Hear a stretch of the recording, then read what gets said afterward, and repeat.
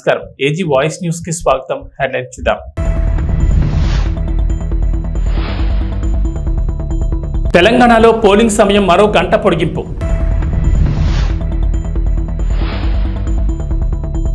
ఏపీలో మద్దతుగా ఎన్ఆర్ఐలు ప్రచారం.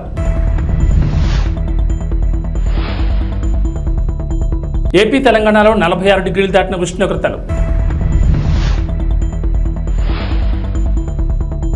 ఐపీఎల్లో 7 వికెట్ల తేడాతో చెన్నైపై పంజాబ్ విజయం. ప్రస్తుతం దేశంలో సార్వత్రిక ఎన్నికలు జరుగుతున్నాయి. మొత్తం 7 దశల్లో పోలింగ్ జరుగుతుండగా తెలుగు రాష్ట్రాల్లో 4 విడతల్లో ఎన్నికలు జరగనున్నాయి. మే 13వ తేదీన జరగనున్న తెలంగాణ లోక్సభ ఎన్నికల్లో పోలింగ్ సమయాన్ని కేంద్ర ఎన్నికల సంఘం పెంచింది. ప్రస్తుతం ఏప్రిల్ నెలలోని ఎండలు మండిపోతుండగా మే నెల మధ్య నాటికి ఇవి మరింత పెరగనున్న నేపథ్యంలో ఎన్నికల సంఘం ఈ నిర్ణయం తీసుకుంది. ఇప్పటికే తెలంగాణలో చాలా ప్రాంతాల్లో పగటి ఉష్ణోగ్రతలు 45 డిగ్రీలు 46 డిగ్రీలు దాటిపోయాయి. ఠారెత్తిస్తున్న ఎండల నేపథ్యంలో ఓటు వేసేందుకు ప్రజలు పోలింగ్ బూత్లకు రావడానికి ఆసక్తి చూపరని, ఓటింగ్ శాతం తగ్గుతుందని భావించిన కేంద్ర ఎన్నికల సంఘం పోలింగ్ సమయం వైపుపై కీలక నిర్ణయం తీసుకుంది. అమెరికాలో ఉంటున్న పలువురు ఎన్ఆర్ఐలు ఈసారి జరుగుతున్న అసెంబ్లీ ఎన్నికల్లో ప్రత్యక్షంగానో పరోక్షంగానో తమ ఉనికిని చాటుకునేందుకు ప్రయత్నిస్తున్నారు. ఏపీ రాజకీయాలకు సంబంధించి పలువురు ఎన్ఆర్ఐలు ఇప్పటి వరకు తెరవెనుక పాత్ర పోషించేవారు. తమకు నచ్చిన రాజకీయ పార్టీలకు ఆర్థికంగా సహాయం చేస్తుండడం, విదేశాల్లో విరాళాలు సేకరించడం, సాంకేతిక సహాయం లాంటివి అందిస్తూ వస్తున్నారు. ఈసారి మాత్రం డైరెక్ట్ గా తాము మద్దతిస్తున్న పార్టీల తరపున అసెంబ్లీ బరిలో, లోక్సభ బరిలో నిలిచేందుకు ప్రయత్నిస్తున్నారు. మరోవైపు వైసీపీ, టీడీపీలు కూడా గెలుపుకు ప్రాధాన్యం ఇస్తూ ప్రజల్లోకి దూసుకువెళ్తున్న ఎన్ఆర్ఐలను తమ గెలుపు కోసం ఉపయోగించుకుంటున్నాయి. తెలుగుదేశం పార్టీ ఒక అడుగు ముందుకు వేసి ఇప్పటికే విడుదల చేసిన తొలి జాబితాలో 2 ఎన్ఆర్ఐలకు టికెట్లు ఇస్తున్నట్లు ప్రకటించింది. కాగా వైసీపీ తరపున 4 టికెట్లు ఆశిస్తున్నట్లు వార్త. అలాగే జనసేన నుంచి కూడా ప్రయత్నాలు సాగుతున్నాయి. వార్తలు ఉన్నప్పటికీ ఈ విషయమై స్పష్టత రాలేదు. తెలుగు రాష్ట్రాల్లో భానుడి భగభగలు కొనసాగుతున్నాయి. గతంలో ఎన్నడూ లేని విధంగా రికార్డు ఉష్ణోగ్రతలు నమోదవుతున్నాయి. పలు జిల్లాలు నిప్పుల కొలిమిని తలపిస్తున్నాయి. ఎన్నడూ లేనంతగా రికార్డు స్థాయిలో గరిష్ట ఉష్ణోగ్రతలు నమోదవుతున్నాయి. ఇప్పటికే 46 డిగ్రీలు దాటిన ఉష్ణోగ్రతలు మరో 4 రోజుల్లో 49కి చేరొచ్చని వాతావరణ శాఖ అధికారులు అంచనా వేస్తున్నారు. ఈ నెలాఖరు వరకు వడగాల్పుల తీవ్రత కొనసాగుతుందని హెచ్చరిస్తున్నారు. రికార్డు స్థాయిలో ఏపీలో ఎండలు రికార్డు స్థాయిలో నమోదవుతున్నాయి. రోజు రోజుకి ఉష్ణోగ్రతలు పెరిగిపోతుండటంతో ప్రజలు బెంబేలెత్తిపోతున్నారు. మధ్యాహ్నం బయటకు రావాలంటే జంకిపోతున్నారు. బుధవారం పల్నాడు జిల్లా కొప్పనూరులో అత్యధికంగా 46.2 డిగ్రీల సెల్సియస్ ఉష్ణోగ్రత నమోదైంది. తిరుపతి జిల్లాలోని మంగనెల్లూరులో 46, ఎన్టీఆర్ జిల్లా చిల్లకరలో 45.8 డిగ్రీలు, నంద్యాల జిల్లా బనగానపల్లి, నెల్లూరు జిల్లా మరిపాడులో 45.7 డిగ్రీల ఉష్ణోగ్రతలు ప్రజలకు ఆందోళన గురి చేస్తున్నాయి. దక్షిణ చైనాలోని వాంగ్డాంగ్ రాష్ట్రంలో బుధవారం ఓ హైవే రోడ్లో కొంత భాగం కుప్పకూలిపోవడంతో 19 మంది మృతి చెందారు. స్థానిక మీడియా తెలిపిన వివరాల ప్రకారం గ్వాంగ్డాంగ్ ప్రావిన్స్ లోని మీజౌ, డాబు కౌంటీ నగరాల మధ్య ఉన్న రోడ్లో కొంత భాగం బుధవారం తెల్లవారుజామున 2 గంటల 10 నిమిషాల ప్రాంతాల్లో కూలిపోయింది. ఈ ప్రమాదంలో రోడ్డుపై ప్రయాణిస్తున్న 18 వాహనాల్లోని 49 మంది ప్రయాణికులు తీవ్రంగా గాయపడ్డారు. స్థానికులు, అధికారులు వెంటనే స్పందించి దాదాపు 500 మంది సిబ్బందితో రెస్క్యూ ఆపరేషన్ నిర్వహించారు.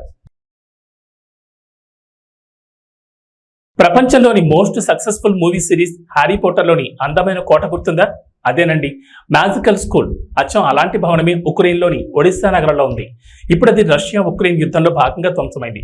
ఉక్రెయిన్లో ఉన్న అత్యంత సుందర భవనాల్లో ఒకటైన ఈ విద్యా సంస్థ భవనంపై రష్యా క్షిపణితో దాడి చేసింది. ఈ దాడి జరిగిన వెంటనే అధికారులు సంఘటనా స్థలానికి చేరుకుని సహాయక చర్యలు చేపట్టారు. సగటు మనిషి కోసం ప్రాణాలకు తెగించి ఒక నయవంచకుడు, గోండా, ఒక దోపిడీదారుడిపై పోటీ చేయడానికి మీ గళమై గుండు చెప్పడి ఇక్కడ ఉన్నా అంటూ సీఎం జగన్ ఉద్దేశించి జనసేన అధినేత పవన్ కళ్యాణ్ విరుచుకుపడ్డారు. నాన్నలేని బిడ్డను ఒకే ఒక ఛాన్స్ ఇవ్వండి అని జగన్ అడిగితే అంతా ఇచ్చారు. ఆ ఒక్క ఛాన్స్ అయిపోయింది, ఇక చాలు. సంపూర్ణంగా రాష్ట్రాన్ని ఎలా దోచేశారో చూశారు. ఈసారి మీరు ఛాన్స్ ఇచ్చుకోండి. మీ భవిష్యత్తును మీరు నిర్ణయించుకోవడానికి ఒక ఛాన్స్ తీసుకోండి అంటూ ప్రజలు పిలుపునిచ్చారు. అనకాపల్లి జిల్లా అచ్యుతాపురం, పెందుర్తి, డాక్టర్ బిఆర్ అంబేద్కర్ కోనసీమ జిల్లా మండపేటలో బుధవారం నిర్వహించిన వారాహి విజయబేరి సభలో ఆయన ప్రసంగించారు. జోగేశ్వరరావు గారికి, లీలాకృష్ణ గారికి, మన కోనసీమ పార్లమెంట్ అభ్యర్థి జిఎం హరీష్ గారికి, మా జనసేన నాయకులందరికీ, బండారు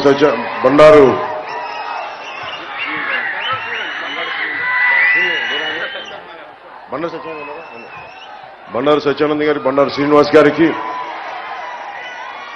ప్రతి ఒక్కరికి పేరు పేరున నా హృదయపూర్వక నమస్కారాలు. నాకు మండపేట చాలా గుండెలో చాలా పదిలమైన స్థానం. నాకు మండపేట నియోజకవర్గం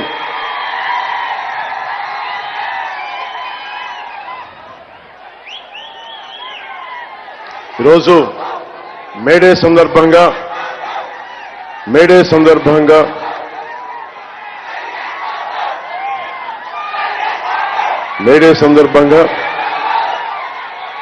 కార్మికులకి, భవన నిర్మాణ కార్మికులకి, అసంఘటిత కార్మికులకి, సంఘటిత కార్మికులకి, అన్నం పెట్టే రైతాంగానికి, కష్టపడే ప్రతి ఒక్కరికి మేడే శుభాకాంక్షలు. నివర్ తుఫాన్ నుంచి మొన్న తుఫాన్ల దాకా దాదాపు లక్షల ఎకరాల్లో నష్టం వచ్చిన రైతాంగానికి, గిట్టుబాటు ధర లేని రైతాంగానికి, మద్దతు ధర లేని రైతాంగానికి మీరు పడుతున్న బాధలు నేను 2 సార్లు నన్ను మండపేట రప్పించినాయి. 50 మంది, ముఖ్యంగా మండపేటలో 50 మంది కౌలు రైతులకి తల 1 లక్ష రూపాయల చొప్పున నేను పోయినసారి సభలో ఇచ్చాను. నేను అది మీకు గుర్తు చేస్తా ఉన్నాను. ఈ మేడే సందర్భంగా ఒకటే తెలియజేసుకున్నా,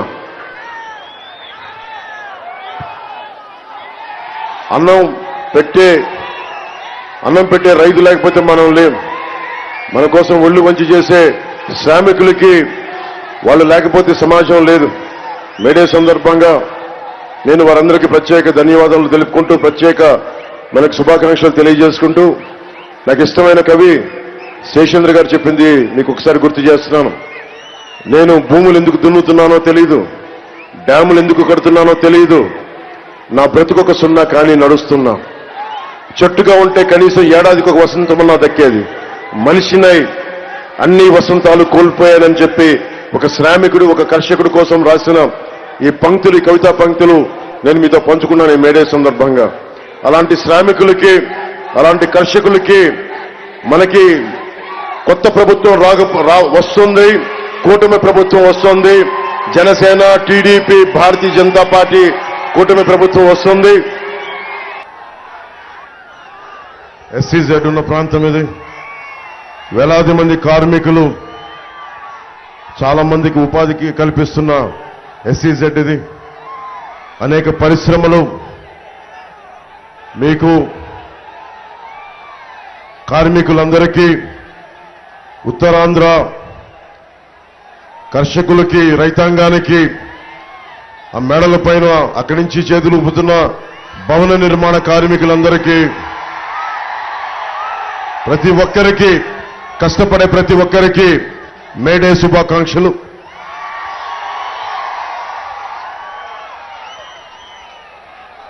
నువ్వేమో నా ప్రాణం అని చెప్తున్నావు, మీరు నా ప్రాణం అని చెప్తున్నావు. శేషేంద్ర గారు నాకు ఇష్టమైన కవి. మేడే అంటే కర్షకుల గురించి, శ్రామికుల గురించి మాట్లాడతా, ఉత్తరాంధ్ర నుంచి వలసలు వెళ్ళిపోతా ఉంటారు.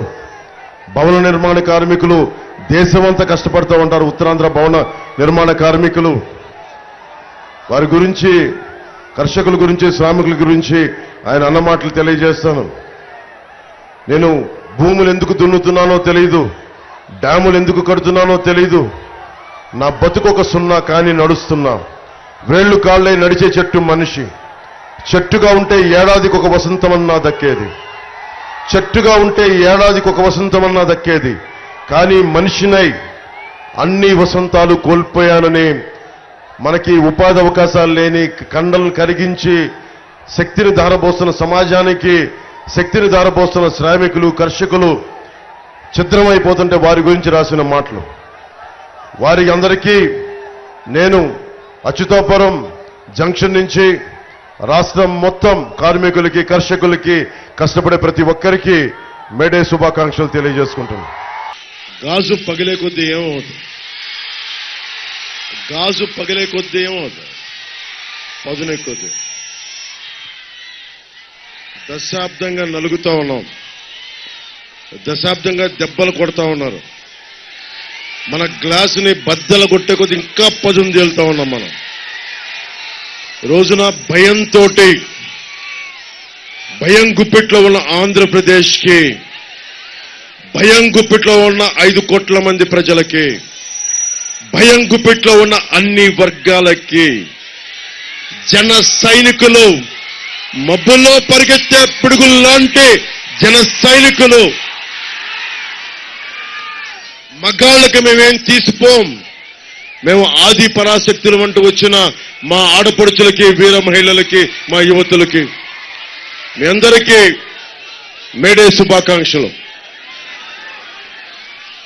భవన నిర్మాణ కార్మికులకి, రైతులకి, కష్టంతో పనిచేసే ప్రతి ఒక్కరికి కూడా మేడే శుభాకాంక్షలు. ఈరోజు మేడే కాబట్టి గత 2 సభల్లో చెప్పాను, మీకు కూడా నాకు ఇష్టమైన కవి శేషేంద్ర గారి భావజాలాన్ని పంచుకుంటా ఉన్నాను.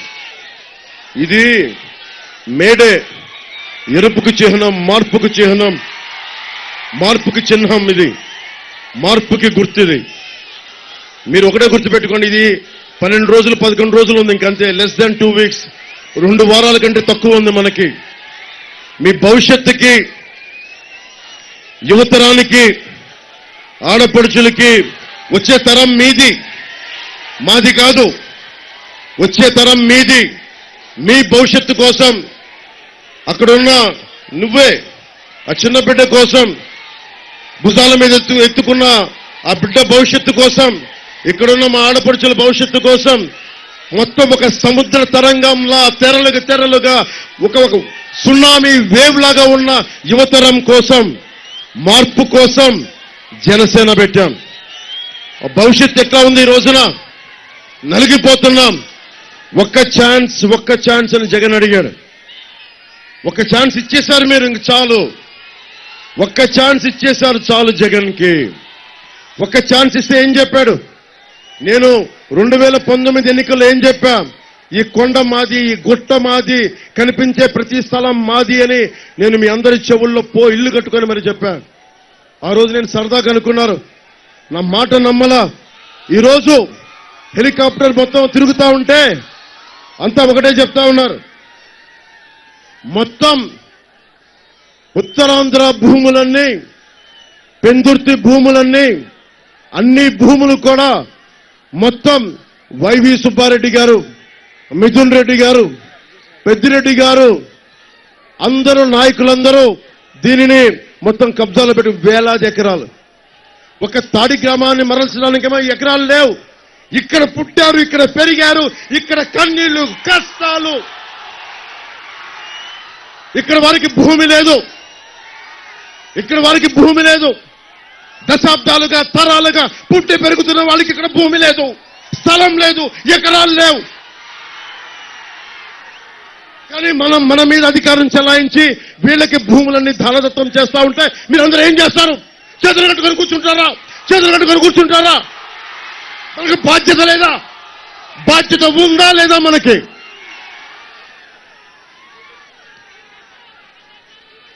వైసీపీ ప్రభుత్వం 3 కబ్జాలు 6 సెటిల్మెంట్లతో ఉంది. వైసీపీ ప్రభుత్వం 3 కబ్జాలు 6 సెటిల్మెంట్లు. ఏ మూలకెళ్ళు ఇదే మాట.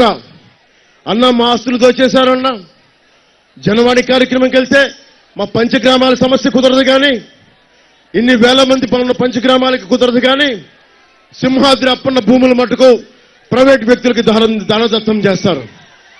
ఎవరో మాట్లాడతారు ఇది? ఒక్క పంచకల రమేష్ గారు మాట్లాడలేరు, ఇది సీఎం రమేష్ గారు మాట్లాడలేరు. మీరు రోడ్ల మీదకొచ్చి చొక్కా పట్టుకొని నిలదీయకపోతే, మార్పు కోసం మీరు ముందుండి నడిపించకపోతే, ఎరుపు జెండాలు ఎన్ని తువ్వాళ్ళు ఎన్ని సిరేసినా ప్రయోజనం లేదు. నిలబడాలి, పోరాటం చెయ్యాలి. వయసుండి ప్రపంచం మన ప్రయోజనం ఏముంది? నేను కూడా అందరిలాగే చేతులు ముడుచుకు ఇంట్లో కూర్చుంటే ప్రయోజనం ఏముంది? నేను డబ్బులు కోట్లు సంపాదించుకొని ఇంట్లో కూర్చుంటే ప్రయోజనం ఏముంది? నిలబడాలి, ధైర్యంగా కూర్చోవాలి, అన్యాయం మీద తిరగబడాలి. మీకు ఉద్యోగాలు ఇవ్వలేదు జగన్, అతనికి ఓటేస్తారా మీరు? ఫీజు రీయింబర్స్మెంట్ చేయలేదు, మీరు ఓటేస్తారా మీరు? ఉపాధి అవకాశాలు ఇవ్వలేదు, ఓటేస్తారా మీరు? మరి ఏం చేద్దాం? మార్చుదాం, ఈ ప్రభుత్వాన్ని మారుద్దాం, జగన్ని గద్దెదించుదాం, మన కూటమి ప్రభుత్వాన్ని స్థాపిద్దాం. మీ భవిష్యత్తుని, బంగారు భవిష్యత్తుకి బాట వేద్దాం, నిర్మించుకుందాం. గుంటూరు మిరపఘాటు ఎలా ఉంటుందో సత్తా చూపారు. ర్యాలీ అదుర్సని రోడ్ షోలో భారీగా స్వాగతం పలికిన సభకు హాజరైన జనాన్ని చూసి టీడీపీ అధినేత చంద్రబాబు నాయుడు ఇలా స్పందించారు. బుధవారం గుంటూరు హిమనీ సెంటర్లో జరిగిన ప్రజాకాలం బహిరంగ సభలో ఆయన ప్రసంగించారు. గుంటూరు ప్రజల జోష్ చూస్తుంటే వైకాపాకు డిపాజిట్లు కూడా దక్కవని వ్యాఖ్యానించారు. నగరంలో పేదలకు పట్టాలిచ్చి ఇళ్లు కట్టిస్తామని హామీ ఇచ్చారు. ఈ రాష్ట్రం బాగుండాలంటే వైకాపా నుంచి విముక్తి కల్పించాలని పిలుపునిచ్చారు. ఈరోజు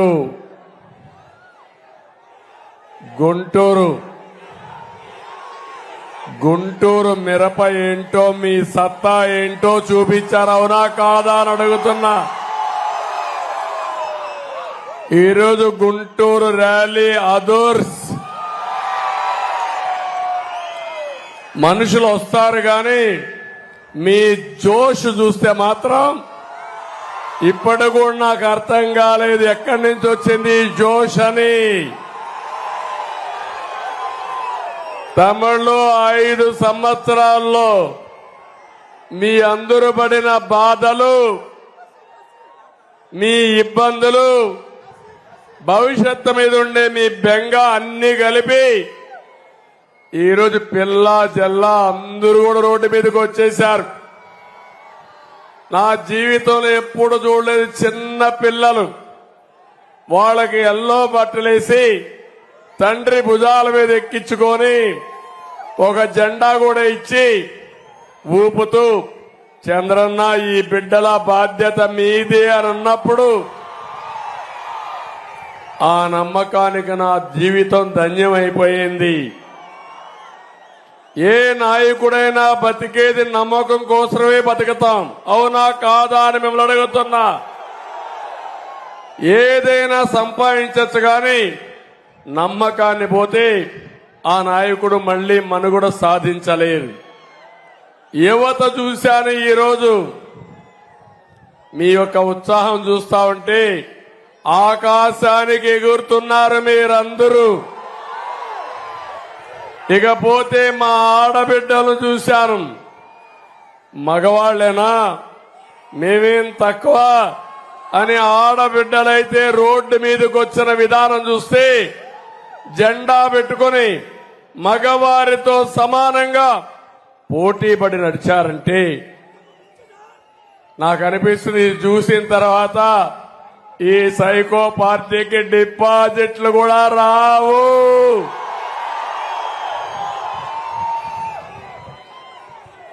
ఒక్క విషయం ఇక్కడంతా మిమ్మల్ని అందరినీ ఒకటే కోరుతున్నా, ఈరోజు మేడే కూడా మీ అందరికీ కష్టజీవులకు అందరికీ మేడే శుభాకాంక్షలు తెలియజేస్తున్నా. ఇంకో పక్క ఇక్కడికి నేను వచ్చింది గుంటూరు కాదు, అమరావతి రాజధానిలో భాగం గుంటూరు.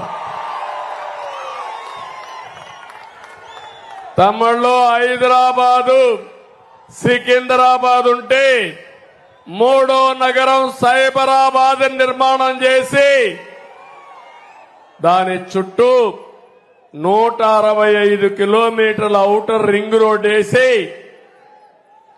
గ్రామాలు మున్సిపాలిటీని అనుసంధానం చేసి ఒక మహానగరానికి శ్రీకారం చుట్టాం. ఈ సైకో రాకపోయుంటే, అమరావతి కొనసాగుంటే ఈ గుంటూరు ఎక్కడుండేది తమ్ముళ్ళు అని మిమ్మల్ని అడుగుతున్నా. నేనెప్పుడు కూడా నేను క్రియేట్ చేసిన రికార్డులు నేనే బద్దలు కొట్టాలనే నా సంకల్పం. హైదరాబాద్ లో 163 కిలోమీటర్లు అయితే అమరావతి ఔటర్ రింగ్ రోడ్డు 185 కిలోమీటర్లు. గుంటూరు అవతల వచ్చేది, అటు చిలకలూరుపేటకి వెళ్లేది, అటు విజయవాడ అవతల హనుమాన్ జంక్షన్ కు వచ్చేది. తమ్ముళ్ళు, నా కలలన్నీ దుర్మార్గుడు వచ్చి విధ్వంసం చేశాడు, అది నా బాధ. ఇండియన్ ప్రీమియర్ లీగ్ లో బుధవారం జరిగిన మ్యాచ్ లో పంజాబ్ స్పిన్నర్లు రాహుల్ చాహర్, హర్ప్రీత్ బ్రార్లో చెన్నై సూపర్ కింగ్స్ బ్యాటింగ్ ను 7 వికెట్ల తేడాతో గెలుపొందారు. కెప్టెన్ రుతురాజ్ గైక్వాడ్ 10 గేమ్లలో తన 9వ టాస్ ఓడిపోయి పంజాబ్ ఫీల్డింగ్ ఎంచుకున్న తర్వాత చాహర్ మరియు బ్రార్ ఒక బౌండరీని వదిలివేయలేదు. మరియు వారి 8 ఓవర్లలో కేవలం 33 పరులకు 4 వికెట్లు పడగొట్టి చెన్నైని 162 పరులకి 7 వికెట్లకు పరిమితం చేశారు. ఓడిపోయినప్పటికీ చెన్నై సన్ రైజర్స్ హైదరాబాద్ మరియు ఢిల్లీ క్యాపిటల్స్ కంటే మెరుగైన నెట్ రన్ రేట్తో 10 పాయింట్లతో నెంబర్ 4 స్థానంలో నిలిచింది. పంజాబ్ 8 పాయింట్లతో 7వ స్థానంలో ఉంది.